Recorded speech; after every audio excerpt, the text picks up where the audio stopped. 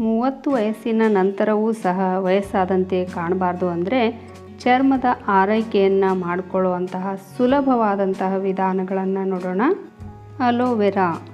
Aloe vera ಚರ್ಮದ ಸುಕ್ಕನ್ನು ಶಮನಗೊಳಿಸುತ್ತದೆ ಮತ್ತು hydrate ಮಾಡುತ್ತದೆ.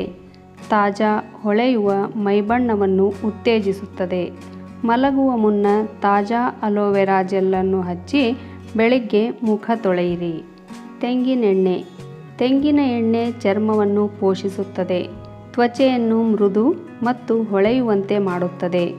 ಚರ್ಮಕ್ಕೆ ತೆಂಗಿನೆಣ್ಣೆಯನ್ನು ಮಸಾಜ್ ಮಾಡಿ 30 ನಿಮಿಷಗಳ ಕಾಲ ಬಿಡಿ, ನಂತರ ತೊಳೆಯಿರಿ.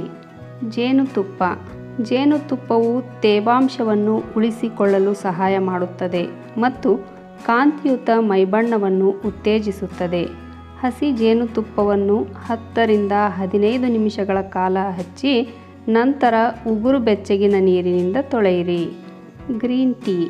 ಗ್ರೀನ್ ಟೀಯನ್ನು ಚರ್ಮವನ್ನು ರಕ್ಷಿಸುವ ಮತ್ತು ವಯಸ್ಸಾದ ಲಕ್ಷಣಗಳನ್ನು ಕಡಿಮೆ ಮಾಡುವ ಉತ್ಕರ್ಷಣ ನಿರೋಧಕಗಳಲ್ಲಿ ಸಮೃದ್ಧವಾಗಿದೆ.